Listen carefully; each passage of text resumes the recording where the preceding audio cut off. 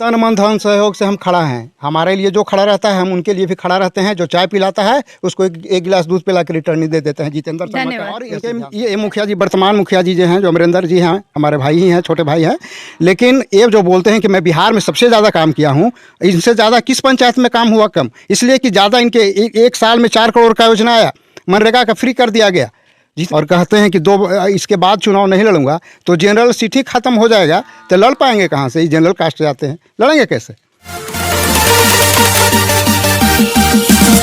नमस्कार, आप देख रहे हैं एसटीवी बिहार न्यूज़। अभी मैं मौजूद हूँ अरवल जिला में और हमारे साथ हैं अहमदपुर हरना के पूर्व मुखिया जितेंद्र शर्मा जी, जो कि वर्तमान पैक्स अध्यक्ष भी हैं। तो आइए इनसे जुड़ते हैं। जी, ये बताइए कि आप पूर्व मुखिया भी रह चुके हैं और वर्तमान पैक्स अध्यक्ष भी हैं, तो क्या इस बार जो चुनाव चल रहा है क्या आप लड़ने वाले हैं?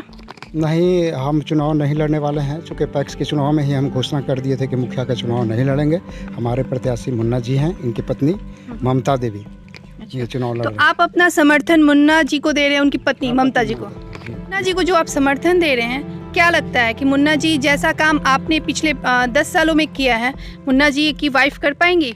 बिल्कुल कर पाएंगी और हमसे बढ़कर कर पाएंगी। इसलिए कर पाएंगी कि चूँकि हमारे पूर्व मुखिया, हमारे अभिभावक वागेश शर्मा जी थे, उनके रिजिम में बहुत कम पैसा आता था।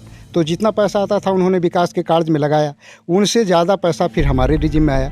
लेकिन मेरे रिजिम में भी मात्र 2 फंड आता था। VRG का साल में 2 बार 6-6 लाख रुपया, और 12वीं बीत 13वीं बीत के माध्यम से 3-3 लाख रुपया साल में 2 बार आता था। एक मार्च में, एक नवंबर महीना में। इसके अलावा कोई फंड नहीं आता था। शुरू में नरेगा योजना था, तो 1 आध साल 2 लाख का फुट फॉर वर्क कोई ना चलता था। वो माननीय मुखिया जी वागेश शर्मा के द्वारा चूँकि आचार संहिता लग गया था उनके रिजिम में, तो वो काम नहीं किए थे। वो काम किए बाद में मनरेगा योजना मेरे योजना में भी आया, लेकिन हमारे कार्यकाल में 3 साल तक मनरेगा योजना चला ही नहीं।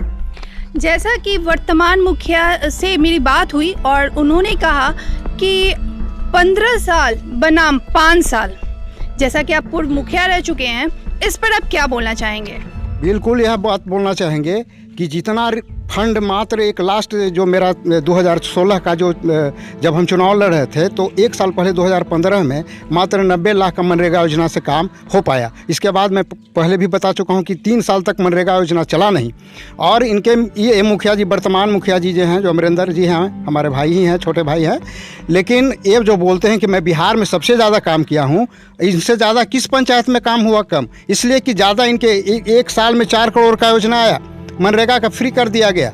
जितनी इन्फिनिटिव आ गया, जितना आप काम करवा सकते हैं। ये हमारे पर बंदिश था, लेकिन इनके रिजिम में बंदिश नहीं है। दूसरी बात कि हमारे मनरेगा के हमारे कार्यकाल में मनरेगा में 60 और 40 का रेशियो चलता था, यानी 60% कच्चा वर्ग और 40% पक्का वर्ग। ये हमको बांध के रखा गया था। इनके रिजिम में सब फ्री हो गया और इन्होंने काम करवाया। लेकिन इनकी सबसे बड़ी विफलता पंचायत राज सरकार का निर्माण, इनके नॉर्म्स को ढीला किया गया, फिर भी इनकी रिजिम में नहीं बना पाए।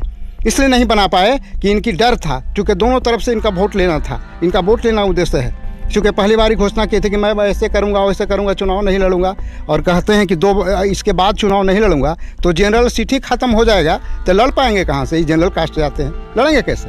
भ्रष्टाचार, जैसा कि उन्होंने कहा है कि उनके वो वर्तमान मुखिया हैं, उनके कार्यकाल में भ्रष्टाचार लगभग समाप्त हो चुका है। इस पर आप क्या बोलना चाहेंगे? इन्होंने नल जल योजना में 40 से 50% कमीशन लेने का काम किया। इसका पुष्टिकरण दुर्गाराम जो वार्ड सदस्य हैं सालेपुर के, उनसे पूछ लिया जाए। और एस्टीमेट आता था 3.5 फीट नीचे गहरा करने का, लेकिन वो नहीं किए, मात्र 6 इंची और 8 इंची के बीच में रह गए उन्होंने। तो भ्रष्टाचार कहाँ पर हुआ? किसी का ढलैया 5-6 इंची आता है, 6 इंची ढलैया करवा पाए हैं, 2 इंच से 3 इंच ढलैया करवाए। जैसा कि मुखिया जी का कहना है, वर्तमान मुखिया जी का कहना है कि अगर वो इंदिरा आवास पर एक भी पैसा लिए होंगे किसी से तो वो अपना गट्टा काट देंगे। इस पे क्या बोलिएगा? देखिए, इन्होंने पैसा तो नहीं लिया, लेकिन इनका जो इंदिरा आवास सहायक है उसने पैसा जाकर लिया, तो यह क्या साबित करता है? तुलसी साहब से पैसा लिया गया लारी में, और बहुत से लोग को जो हम लोग को जानकारी में नहीं है, बहुत अंदर पैसा दे देता है लोग, तो आतुर में दे देता है। इन्होंने कहते हैं कि 500, तो हम लोग को रिजिम में जितनी भी इंदिरा आवास आई क्या हम घर में रख लिए, अपना मकान बना लिए? देना ही था। इनके रिजिम में मोदी प्रधानमंत्री आवास योजना जैसा कि सर्वविदित है कि 2021 में सारे लोगों को मकान बनाना था, इवन मुझे, मेरा भी बनता। 1,30,000 की सहयोग राशि जो मोदी जी ने किया है वो मोदी जी का महत्वाकांक्षी योजना है, ये किसी मुखिया का नहीं है। उनके आपको क्या लगता है जो अभी वर्तमान मुखिया हैं वो धरातल पर काम कर रहे हैं या नहीं? वर्तमान मुखिया धरातल पर तो जो उनके रिजिम में पैसा आया है वो तो खर्च करेंगे ही ना, तो कोई भी मुखिया करेगा, इससे उनको तो करना ही है। वो का घर में रखेंगे वो तो करेंगे ही, उसमें कोई अथी ये नहीं है। लेकिन रह गई बात कि उन्होंने जो कहा कि हम सबको ऊंच नीच और बड़े, मैं इनका कारनामा बता देना चाहता हूँ। ये 65 साल के मुंदर साव हलवाई लारी का ही इन्होंने थप्पड़ मारने का काम किया। ये कारू साव है 20 साल का लड़का को अमानवीय कृत्य में, यह जाना चाहिए था केस बिल्कुल मानवाधिकार में कि 18 साल 22 साल के लड़का को कारू साव को थूक चटाने का काम किया। सर्वविदित है, पूरे पंचायत के लोग जानते हैं इन्होंने क्या काम किया है। ऊंच नीच का जो कहते हैं ना कि हम जो है सो कि एक समान देखे क्या किए हैं, इनका सर्वविदित है, ये बात पूछ लिया जाए। तो क्या इस बार मुन्ना जी के साथ आपका पूरा सहयोग रहेगा? पूरा तन मन धन सहयोग से हम खड़ा हैं। हमारे लिए जो खड़ा रहता है हम उनके लिए भी खड़ा रहते हैं। जो चाय पिलाता है उसको एक गिलास दूध पिला के रिटर्न दे देते हैं। जितेंद्र शर्मा का यह सिद्धांत है। धन्यवाद।